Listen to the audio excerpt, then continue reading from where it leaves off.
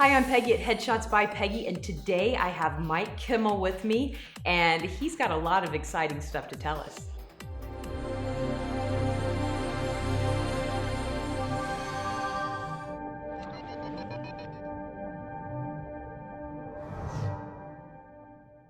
Thank you very much, Peggy. It's a pleasure to be here, and just so excited to see what you're doing. And is it vlog or vlog? I never did know how it's pronounced. You know, somebody told me that it wasn't a vlog, that it was more of a podcast, but I don't do a podcast format, so Okay. I call it a vlog, but you can call it anything you want. I'm going to call it terrific. As long as you watch it, subscribe, Okay. and leave likes and comments. I don't care what Leave you call likes. it. All right, absolutely. So I first of all, thanks for coming on, because you. I appreciate you coming out here in this heat wave that we're having. Oh, it's great. It's perfect. It's summer in California, so people are complaining that it's hot. Well, okay, it's summer in California. What do you expect it to be? Expect to put on a parka? I know. We're spoiled. Right. We're spoiled. We are. So you are an actor. You've Yes, ma'am. been in everything. I mean, I try. see you I see you everywhere. And now I want to. Clearly, we've got some books here. Yes, so ma'am. tell us about all the stuff that's going on right now. I don't even know where to get started, so I'm just going to throw it in your lap. Well, I've been an actor forever. I started out in New York, in the beautiful Bronx, where I grew up, and moved out to Hollywood and worked in Louisiana and Texas, Oklahoma, Georgia a little bit too, traveled around the country. And one of the things I did over the years as a survival job, as an adjunct to my acting career, is teach acting for adults and kids and teens. And a couple of years ago, I got a job teaching teenagers and kids, and it was my first time. So I kind of bluffed my way into that job, although I'd been teaching adults acting forever, and I had tons of scripts to draw upon. And the challenge was with the teens and the kids, I knew what to do and how to guide them and how to coach them and how to get good performances out of them, but it was really, really hard to find good material and clean material. And you know, as a mom, also it's just hard to find stuff that's not mean-spirited and malicious, or stuff that you don't have to sit down and have a 20-minute conveation with your kid before they can memorize the monologue, right? To de-escalate them and tell them it's not how we act in the real world. So, so I wanted to do stuff that moms and dads wouldn't have to worry about, wouldn't have to be concerned about. Clean, family-friendly material that's also designed to help them do conversational, real-life scenes and monologues. So stuff that's real, and also things that are ways in which that they would be cast, roles in which that they would be cast. Right. So in my scene books and monologue books, the teens and the kids, they're playing students, they're playing sisters, big brothers, big sisters, maybe a big brother who's got a little sister who needs help with her homework, or a big sister who's talking about her mom and dad or having a baby, or there's a challenge at school, or there's a bullying issue, or there's someone harassing them on the bus, those type of things that they would actually come up against. Studying for a test, not studying for the test, making the basketball team, not making the basketball team. Real life stuff. Real life stuff, and nothing crazy, nothing supernatural, nothing with witchcraft or anything that parents would have to worry about, and just nothing mean-spirited. Yeah. So So you did this basically for yourself, so that you had stuff to teach your students. Absolutely. Because you couldn't find it. So how, I can imagine people are going nuts for this, because it's been a little bit of an obsession for me. I wanted for years to make a contribution to the entertainment industry, because I've been in it over 20 years, and I love it, like a lot of actors do. Right. But sometimes when we're not working as an actor ourselves, we are a little bit anxious, looking for the next job. Right. And one of the things that I tell you, my deep dark secret, is what I always wanted to do is develop a big name for myself as a series regular on a TV show, and then be in a position where I could lend my name to other projects to help indie filmmakers get their projects made. Kind of like Robert Duvall did with Billy Bob Thornton on Sling Blade. I always wanted to do that. I always said, man, I just want to be able to make a major contribution to the entertainment industry. And that hasn't happened yet. Maybe it will. There's still time. The big man upstairs is watching over us. There's still time. But I said, in the meantime, let me start to help the next generation of young actors, young filmmakers, and young kids and teachers also, because I knew that if I was having this struggle, other teachers were too. Not only that, but then I started getting on the phone and calling actors who I've known over the years, who I knew specialized in teaching kids and teens. And I asked them for their sample. I asked them what they did, and they said, "Oh, first thing I do is I always get a couple of books for kids." And I said, "Yeah, I tried that. They weren't any good." I said, "Yeah, we don't like them either, so I got to rewrite everything." I said, "Are you kidding me?" I said, no, that's what I do, or I write my own material. So then I asked them, "Well, can I see some of your samples?" They said, "No." I said, "Well, why not?" Friends of mine I've known for 10 years. And they said, "Well, I don't want anyone else using my material for their acting classes." So I said, ding, ding, ding, ding, ding. Okay, this is a niche. If I'm in, at the time, Louisiana, now back in Los Angeles, if I'm here teaching kids and teens and tweens acting, and if I'm having trouble finding materials, then how many other teachers all across the country are experiencing the same issue? And instead of saying, "Oh, I'm going to write it and keep it to myself," I mean, I'm a big believer in the more you share. I mean, that's why we do this vlog. That's why we do this, because multiply yourself, people. Exactly, because if I know it, you should know it, and let's help each other, because I think that we grow more as a society when we're pulling each other up, not when we're pushing each other down. I'm a big believer in that. I ran across a great quote I'll share with LL Cool J, and I never thought I'd be in Hollywood quoting LL Cool J, but he just said something that hit me. He said, "If I'm not here to maximize my potential, then what am I on earth for?" Exactly. Why are we here? Why are we here? Yeah, and I said, I've been fortunate enough to work as an actor over the years, but I said, boy, do I really just want to be one more guy in Hollywood looking for that next job so I can add one more line to my resume, X additional dollars to my bank account, and then maybe get a better agent or a stronger agent or get into more rooms. I said, that's all nice. I'm going to keep doing that, but what else can we do for people who are looking for an entry point to the show business? And people like you and me that understand that the more we give, the more we get. Yeah, that's how we grow. Absolutely. I mean, this isn't hurting you. You're using it in your class, and you're selling it, and other people are using it in their class. And moms, I bet moms grab these and to work with their kids. And I mean, this is great. This is a great idea. Well, thank you. Now, I really, when I saw this, I think we met you at a television academy. TV Academy. And I pulled up your website. I told Mary, I said, "Look at this." I said, "How many times are, because I know when Sam went to read a monologue when she was getting her first agent, it was, it's tough to even get a good monologue just to go. Where to find where to find something that was, because I think she was like 11 and there was stuff, that was a little deep for an 11-year-old. So a little deep, or sometimes even a little inappropriate. And I'm thinking, what are people trying to put into the heads of our because we still have to live with her. That's right. And Sam's your daughter, right? Yeah. Sam's my daughter. Yeah.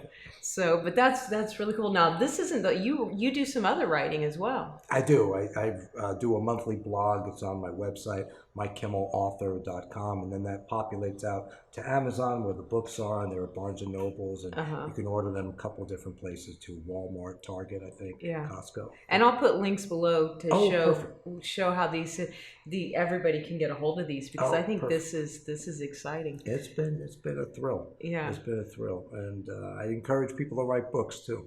I encourage people to do something that's out of their comfort zone. Yes, it's like the old story about the caterpillar that evolves and becomes this beautiful butterfly. That's kind of a cliche, but everybody talks about how gorgeous that butterfly is, but nobody talks about the caterpillar or the mush that the caterpillar in between. Yeah, it was the mushy. And that caterpillar had to go through some stuff to become the butterfly, and boy, I sure did too.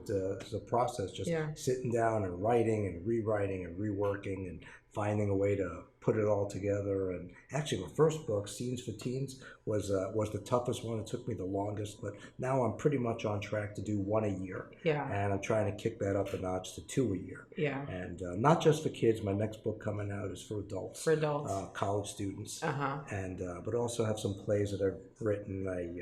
Student of history and wrote a play about one of my heroes, who's President Garfield. Oh, cool! And it's a big production, and I'd love to see it get to Broadway someday. That's cool. Someday soon. I should qualify that. Someday soon. Next week is soon. Next week is soon. Right.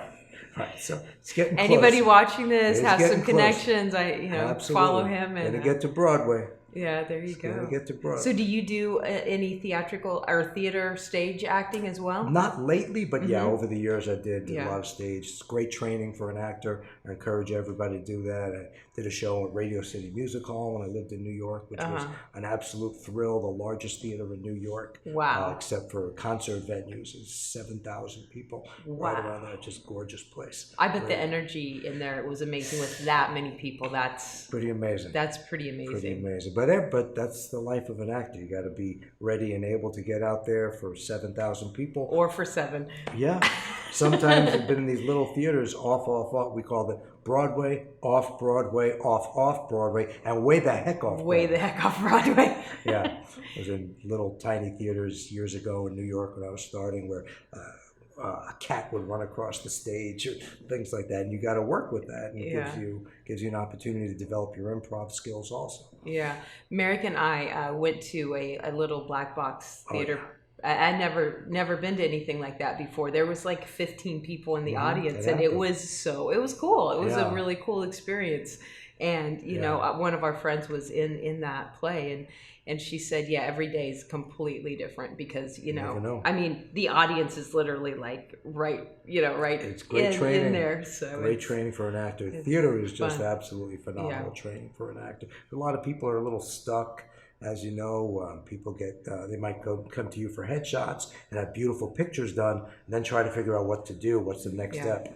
And that was my problem too when I first got started in New York. I really couldn't find a good teacher who could help me get where I wanted to go. And not that they're not out there, but at that time, where I was at the time, I just couldn't find someone. So I said, all right, let me sit down and analyze this. What do I need? I needed to build my resume and I needed to get training. So I said, I was in New York where there are tons of theaters, and I said, I could be in a play all day, all the time. Every day, So I pretty much was in 3 or 4 per year and built my resume, built my credits, and man, was that great training. Well, real life experience is, it's great to go to classes. I never, ever knock formal training, but there's a difference between going to classes and what really happens on set and what really happens in the theater. It's one thing to go to class and learn, different memorizational techniques and different, but it's a whole other thing when they call action and it's happening. It's a whole different deal. Right. So, experience is always the best teacher. I mean, yes, you need that formal training, but experience is, go out there and, if you're not SAG yet, go out there and do student films or get involved with AFI, do something and get involved and get that experience because and it's fun. I mean, if you're an actor, this is what you love to do, right? You should be actively engaged in the process. Not only that, but a lot of times directors, especially TV and film, are not going to speak to an actor the way that an acting teacher is going to speak to an actor. So I call myself more of a communicator than an educator. And the best description I've heard of the difference is an educator takes very simple concepts and makes them complicated, and a communicator takes complicated topics and tries to make it simplified. And I hate to say it, but sometimes even in colleges, college drama programs, I think they must sit down and figure out what can we do with these students to keep them busy and engaged for 4 years. Yeah. Because how many actors do we know that haven't trained for that long consistently, but they're still really good, really solid? Yeah. So it's different. Some people prefer to be in class all the time, and that's great.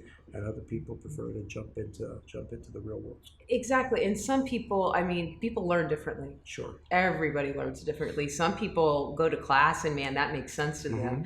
And some people like me, you got to show me, I got to feel it, I got to taste it, I got to look at it, I got to see. Well, that's what makes you a great photographer. Yeah. And then I can learn it. Actively involved. Right. And so, and I feel like a lot of creative people learn more getting involved. So I think that's good to have a class. So do you teach classes? Do you do one-on-one coaching? A little bit of everything. Lots of everything. private coaching for auditions, and that's fun too. It just gives me a chance to roll up my sleeves and look at a script that someone's struggling with, figure out how to rework it, and just figure out, just from years of experience, what a director is going to want to see at an audition. So, and sometimes it's just a fresh set of eyes on something, and just being able to bounce something off of somebody else that's looking at it from a different angle. Because when you're, when you're consumed with it, you see right here, and then when somebody else, oh no, you're good, you just need to just this. Tweak something, for sure. So can they contact you through your website? Absolutely. Okay, so I'm going to have that. Link, and I do private coaching, and then I've got an adult acting class right now in Burbank. Burbank Adult School. Yeah. Cool. And, that's fun. I just keep on cranking out with the books. These out. And you know what? One of the secrets is they're all a compilation. So I've done 50 original scenes. Was my first book, and then 60 was my second book. Monologues, 100 monologues for young kids, 60 monologues for teenagers. And sometimes it's a little bit overwhelming to think about, man, I'm going to write another book. But I can say, you know what? I can sit down, I can write one monologue. Yeah. Or I can sit down and write one scene. And sometimes if it's halfway done, I'll put it aside and look at it again a little later. And we have a tendency in life to become overwhelmed. So we had a saying back in the Bronx, don't be overwhelmed. Instead, just be whelmed. Just be whelmed. Just take it. Just be whelmed. Yeah. Little steps. If we're overwhelmed, then we get into analysis paralysis. And then we don't do anything. It's so important just to take one little micro step daily. I'm guilty of that. If I have this big project, I get, so I break it down into steps for myself, because otherwise I'm like, I'm never going to do this. And so I'm afraid to start because I don't like to fail. Anybody that knows me knows I'm one of those people that if I'm not the best at something, what's the point? And that's not necessarily a good quality. And you don't have to be the best at everything you do. Right. That's so I've heard, but I'm just saying. I'm not saying it's a good quality. I'm saying it's a quality. Gotcha. Well, it's made you a great photographer. So, I have to sometimes, literally, and I've learned over the years that that's how I work. So I know that. I know that about myself. So I'm like, okay, let's break this down. What do I need to do? Boom, boom, boom. And then sometimes I'm like, I don't want to do this, so let's do this. Okay. Well, that's really important for actors too, and all artists, to get to really know yourself. Claudette Colbert, remember Claudette Colbert? She was in that great movie, It Happened One Night, with Clark Gable. She had one of the best quotes. I collect quotes. She said, I know what's best for me. After all, I've been in the Claudette Colbert business longer than anybody. So I said, man, that was brilliant. And I follow you on Instagram, and I steal a lot of your quotes and put them on my Instagram, if you've ever noticed that. Because on my headshots by Peggy, I always put a quote by everything. And a lot of them are things that you uploaded the week before. I didn't know if you'd ever made that correlation or not, but I steal your... I was like, oh, that's good. I'm going to screenshot that. I'll use that next week. So we have to uplift humanity. Yeah, exactly. One step at a time, Exactly. Plus, there's just so many negative people in the entertainment industry. A lot of great people, but man, there's a lot of people just been beaten down a little bit and need a little help up. And all people want to talk about it. You tell them you're an actor, you want to get your kid into show business. Oh, you got to be careful. It's so rough. There's so many people trying to take advantage, and people try to take advantage of the parents too, as a matter of fact. Well, when they got a kid. That's I do headshots, and I have a lot of parents that come in and they're like, everybody says my kid should be an actor, so I kind of feel, as a parent myself, it's my responsibility to say, give them a good product. And not only that, but be careful of this, be careful of that, look for this is you shouldn't pay for that, and anybody that says this, no, blah blah.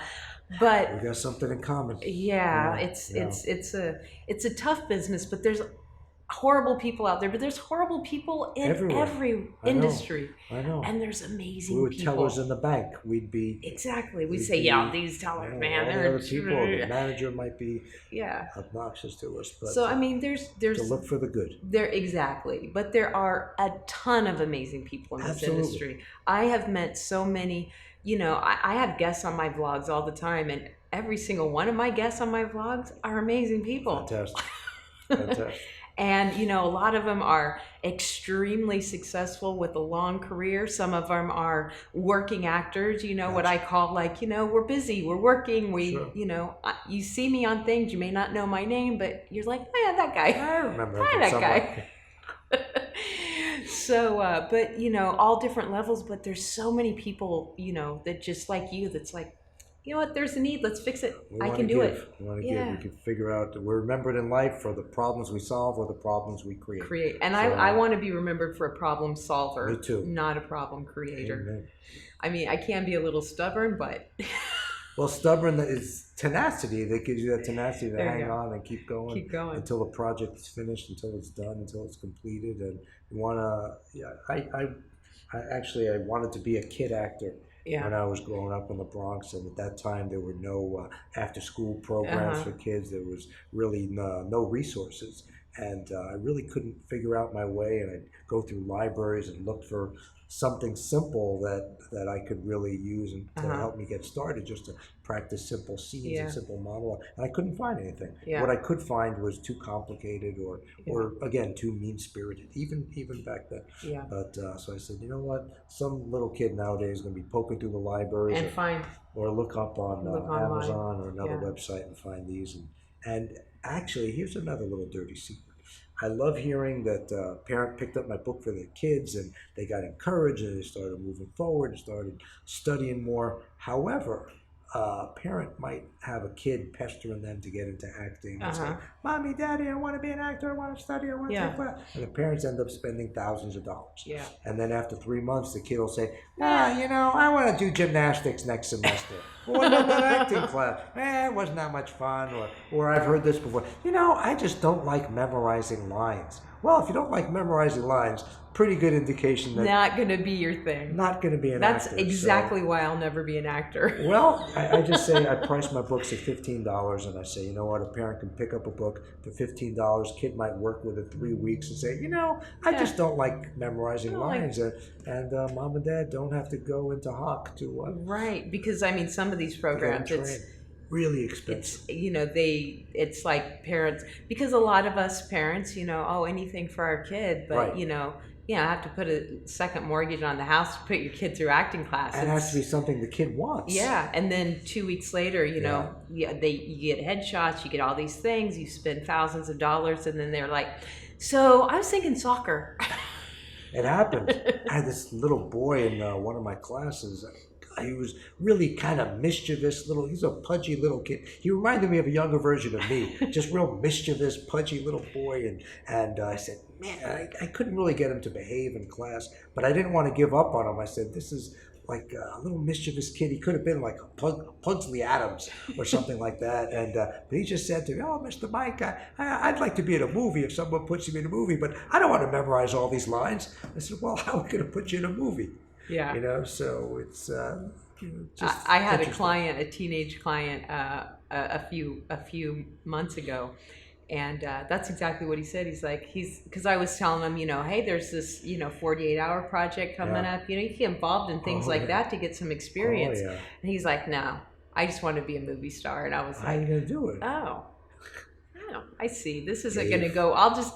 They got to memorize their lines too. I know, it's crazy. Yeah, it's not all glamour. So the one thing that I've noticed with these is not just are they not negative, but kind of some good positive. Yes, ma'am. So tell me about some. Well, I tried to weave positive messages and life lessons for young kids and teenagers in between the lines. There's a principle in psychology called consistency. A guy wrote a book years ago, Prescott Leckie wrote a book years ago called Consistency, A Theory of Personality. And what he said basically is that people very rarely disagree with something that they themselves say, which is why it's so difficult to de-escalate someone you're in an argument with. Once you start arguing about a certain point, they don't want to change their position because they're already invested in that position. So my idea was people very rarely will disagree with something that they say. So if you give them a script where they're voicing out positive attitudes and something very uplifting or encouraging to their scene partner, well, it's going to sink in and it's going to maybe become part of their personality. little by little, develop a kinder, gentler world. Right. What's wrong with that? Nothing wrong with that. Hey, it worked for Mr. Rogers. I was going to say that, and when we were kids, we had Mr. Rogers, and we had after school specials. Yes. And we had those kind of things, and nowadays the kids have a lot of things, but not very many positive. Yeah, and you can imagine being a kid or a teenager today. It was difficult, when we were teens. But imagine all the pressure of social media and the bullying, online bullying and shaming. It's a whole different. I have older kids, and then I have Sam. There's a 10-year gap, and the cell phones were just kind of to text with each other. When my older kids were little, and now she's carrying a computer in her pocket, and she has access to the entire world, and it's a whole different game. And we can make their world a little bit nicer, a little bit easier, a little gentler, and why not? They go out to. Plus, if a lot of people are out there with monologues or scenes that are negative or mean-spirited, and then one of our students goes in and they have something that's maybe a little more philosophical, a little more introspective, and I don't like to talk down to kids. It stands out, right? Yeah. It stands out a little bit. Yeah, it makes the auditioner stop and think a little bit. So, wow, there's a little 10-year-old kid made me think. Gave me some good life lesson. Good life lesson right there in this monologue. Kids are smarter than we think. Kids are really smart. Talk down to kids because kids really have this great imagination, and imagine being that tall and looking around and trying to figure out the world, and they don't know how to drive yet, they don't know how to get a job yet, and everybody's telling them what they can't do, and they got to look around the world and kind of be analytical and figure out how things work. And kids are smart. Yeah, kids are smart. We shouldn't talk down to them. There you go. Yeah, we got to uplift them. So if you have a kid or an adult that wants some lessons, some coaching sessions, some classes, make sure that you follow Mike on social media. Sure. Go to his website, check him out, email him, text message him, I don't know, send him smoke signals, do something, get a hold of him. Awesome. Okay, perfect. So, and I'll put all your social media stuff down below. What's your favorite social media? Ooh, I like Instagram. I'm the Mike Kimmel on Instagram, and Mike Kimmel Author is the website. Okay, perfect. Excellent. Awesome. Well, thanks again for coming on. Thank you. Pleasure to be here, and just keep on going and keep on taking great photographs and keep on putting good messages out to the world, and little by little by little we're going to create the type of world that we want to be a part of. Exactly. This is our world. We should. All right, guys, make sure you follow him on social media. Make sure you follow me on social media everywhere. If you haven't subscribed to my YouTube, make sure you do that. Most importantly, have an amazing week. I'll see you next week. Perfect. Thank you. Thank you. My pleasure. It's Gracie.